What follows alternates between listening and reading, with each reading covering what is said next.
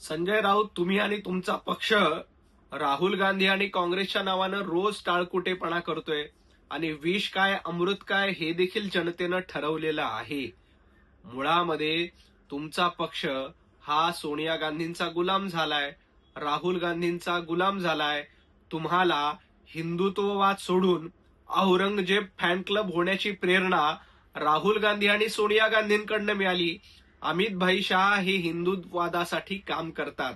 तुमच्यासारखं Aurangzeb fan club चालवणं, सोनिया गांधींचा उदो उदो करणं, दाढ्या कुरवळणं हे त्यांचं काम नाही. तुमची प्रेरणा ही राहुल गांधींकडनं मिळाली म्हणून तुम्ही छत्रपती शिवाजी महाराजांपेक्षा औरंगजेबाचा उदो उदो करतात, हिंदुत्ववादापेक्षा औरंगजेब फॅन क्लब चालवतायत. त्यामुळं इतरांवर टीका करण्यापेक्षा संजय राऊत आणि उभाटा गटानं आत्मपरीक्षण करावं. भारतीय जनता पार्टीमध्ये गटबाजी व्हायला हा काय उभाटा गट नाही. आदित्य ठाकरे विरुद्ध संजय राऊत, एकमेकांची कॉलर पकडणं हे धंदे उभाटा गटामध्ये चालतात. इथं पंतप्रधान नरेंद्र मोदीजींच्या नेतृत्वात राष्ट्रप्रथम या धोरणातून भारतीय जनता पार्टीचे आमदार, खासदार, कार्यकर्ते एकाच प्रेरणेखाली चालतात. तुमच्यासारखं आदित्य ठाकरेंचा वेगळा गट, संजय राऊतांचा वेगळा गट हे भारतीय जनता पार्टीत होत नाहीत. अमित भाई शहा असतील, पंतप्रधान नरेंद्रजी मोदीजी असतील, हे राष्ट्रप्रथम याच धोरणातनं काम करतात. तुमच्यासारखी गडबाजी भारतीय जनता पार्टीमध्ये नाही. संजय राऊत, तुम्ही उद्धवजी ठाकरेंच्या विरोधात बंड करतायत. तुम्ही उद्धवजी ठाकरेंच्या विरोधामध्ये निर्णय घेऊन आपला पक्ष काँग्रेसमध्ये विलीन करण्याचा प्रयत्न करतायत. भारतीय जनता पार्टीमध्ये एकच गट आहे, तो म्हणजे देशभक्तीचा. तुमच्यासारखी गटबाजी भारतीय जनता पार्टीमध्ये नाही आणि हे दिवा स्वप्न बघणं संजय राऊतांनी बंद केलं पाहिजे. गिरीश महाजनांच्या विरोधामध्ये ईडी सीबीआय पाठवणाऱ्या संजय राऊतांना इतकंच सांगायचंय, महाविकास आघाडीचं सरकार असताना गिरीश महाजनांच्या विरोधामध्ये मोकाका अंतर्गत कारवाई करण्यासाठी तुम्ही सगळे षडयंत्र रोवले होते, रचले होते, परंतु त्याचा काहीही फायदा झाला नाही. उलट तुमच्या षडयंत्रांची भांडाफोड माननीय देवेंद्रजी फडणवीस यांनी भर विधानसभेमध्ये केली आणि तुमचा पर्दाफाश केला. तुम्ही आमच्या अनेक लोकांच्या विरोधामध्ये खोट्या केसेस केल्या, परंतु त्याला एकही आमदार घाबरला नाही, एकही कार्यकर्ता घाबरला नाही. भारतीय जनता पार्टी किंवा गिरीश महाजन असतील हे घाबरणाऱ्यापैकी एके नाहीत. तुमच्यासारखे ते नाहीत, हे ध्यानात ठेवा. तुम्ही यंत्रणांचा कसा गैरवापर केला होता हे 2.5 वर्ष महाविकास आघाडीचं सरकार असताना बघा, आरशात बघा, तुम्हाला लक्षात येईल की आपलं तोंड हे यंत्रणांची वापर करण्यासाठी, यंत्रणांचा गैरवापर करण्यासाठी बदनाम झालंय आणि काळं झालंय. एकदा आरशामध्ये उभं राहून बघावं. जनाब संजय राऊत, ना तांत्रिक दृष्ट्या खासदार तुमच्याकडे आहेत, ना यांत्रिक दृष्ट्या खासदार तुमच्याकडे आहेत, ना येणाऱ्या काळात तुम्ही काही मांत्रिक शोधला तरीही खासदार तुमच्याकडे राहणार नाहीत. ज्या खासदारांना तुम्ही वेळ देत नव्हतात, ज्या खासदारांसाठी मातोश्रीचे दरवाजे बंद होते, ज्या खासदारांचे तुम्ही फोन उचलत नव्हतात आणि ज्या खासदारांना तुम्ही शिव्या घातल्यात, असे खासदार तुमच्या सोबत येणार नाहीत. आता त्यासाठी तंत्र शोधा, यंत्र शोधा, नाहीतर एखादा बाबा बुवा म्हणून मंत्र शोधा, त्यांनी काहीही फरक पडणार नाहीत. हे खासदार तुम्हाला सोडून गेलेले आहेत. आता कितीही आणाभाका घेऊन, विनवण्या करून, पाया पडून यांना आपल्याकडे आणण्याचा प्रयत्न केला तरी ते वेळ निघून गेलेली आहे. हे लक्षात ठेवा. तुमचे तंत्र, यंत्र आणि मंत्र आता काहीही कामाचे राहिलेले नाहीत. निधी आणि पैशाने आमदार खासदार फुटले असते तर 2.5 वर्ष महाविकास आघाडीच्या काळामध्ये भारतीय जनता पार्टीच्या 105 आमदारांना तुम्ही दमडी आणि फुटकी कवडी देखील दिली नव्हती. त्यावेळेला भारतीय जनता पार्टीचा ना एक आमदार तुमच्याकडे आला, ना साधा कार्यकर्ता तुमच्याकडे आला. आणि राहिला प्रश्न टक्केवारीचा, तर संजय राऊत, तुम्हाला टक्केवारीची भाषा जास्त कळते. पत्राचाळीच्या घोटाळ्यामध्ये तुम्ही किती टक्केवारी घेतली, मुंबई महापालिकेमध्ये तुमचं राज्य असताना कसे टक्केवारी घेत होत्या हे महाराष्ट्राने बघितलेलं आहे.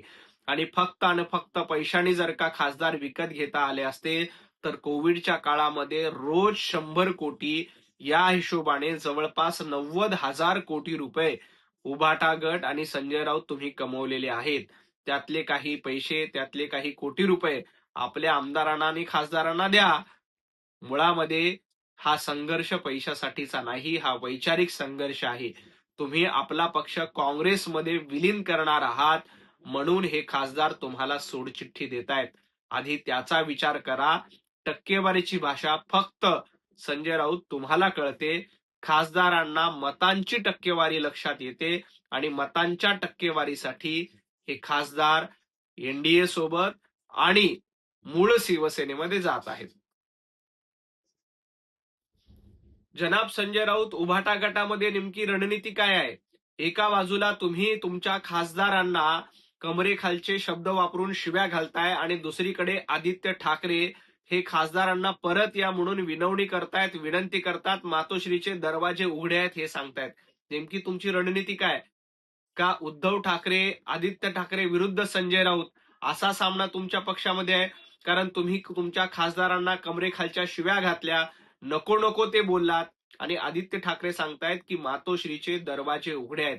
याचा अर्थ संजय राऊत यांचा इरादा होता की या खासदारांनी उभाटा गटामध्ये राहू नये, हा गट कमकुवत व्हावा आणि एक वेळ यावी की हा गट काँग्रेसमध्ये विसर्जित व्हावा. त्यासाठी संजय राऊत प्रयत्न करतायत. तर दुसऱ्या बाजूला आदित्य ठाकरे खासदारांना जोडण्याचा प्रयत्न करतायत. याचा अर्थ उभाटा गटाची रणनीती म्हणजे संजय राऊत विरुद्ध आदित्य ठाकरे असा सामना बघायला मिळतो. त्यामुळे ही तुमची फोडाझोडाची रणनीती महाराष्ट्रामध्ये चालणार नाही.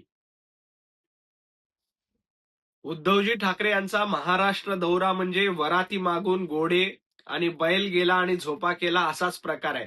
ज्या वेळेला हे खासदार तुम्हाला विनवणी करत होते, मातोश्रीचे दरवाजे उघडा म्हणून सांगत होते, भेट द्या म्हणून सांगत होते, तेव्हा तुम्ही ना शिवसैनिकांना भेटलात, कार्यकर्त्यांना भेटलात, ना आमदारांना भेटलात, ना खासदारांना भेटलात. आता मात्र तुम्ही दौरे करायला लागलात. उद्धवजी ठाकरे, संजय राऊत, तुमच्या दौऱ्याने काहीही परिणाम होणार नाहीत. 2-2, 3-3 वर्ष घरात बसायचं आणि 3 वर्षात एकदा घराच्या बाहेर पडून आम्ही दौरे करतोय हे दाखवायचं. ही नौटंकी लोकांना कळते, ही नौटंकी मतदारांना कळते. संजय राऊत, तुमचा आणि उभाटा गटाचा हा दौरा म्हणजे पूर्णपणे नौटंकी आहे. या नौटंकीचा काहीही परिणाम होणार नाही. हा दौरा म्हणजे वराती मागूनचे घोडे आहेत. हे कार्यकर्त्यांना, मतदारांना निश्चितपणे कळलेलं आहे. जनाब संजय राऊत, तुम्हाला इतकंच सांगायचंय, शिवसेना कुणाची याचा निर्णय महाराष्ट्रातल्या जनतेनं घेतलेला आहे. कुठल्याही दबावापोटी तो घेतला नाही. सुप्रीम कोर्टात काय निकाल लागायचा तो लागेल, परंतु महाराष्ट्रातील जनतेच्या न्यायालयामध्ये मूळ शिवसेना ही एकनाथजी शिंदे यांची आहे, हिंदुत्ववादाची आहे आणि बाळासाहेब ठाकरे यांचे विचार पुढे चालवणाऱ्यांची आहे. यावर महाराष्ट्रातल्या जनतेनं एकदा नाही तर 2दा शिक्कामोर्तब केले. विधानसभेला देखील तुम्हाला नाकारलंय, महापालिका देखील नाकारलंय आणि मूळ शिवसेना ही एकनाथजी शिंदे यांची आहे. हे ज्या पद्धतीनं अमितभाई शहा यांनी सांगितलंय त्याच पद्धतीनं महाराष्ट्रातल्या जनतेनं देखील त्यावर मतरूपी शिक्का मारून शिक्कामोर्तब केलेलं आहे. त्यामुळे विनाकारण रडगाणं करणं बरं नाही.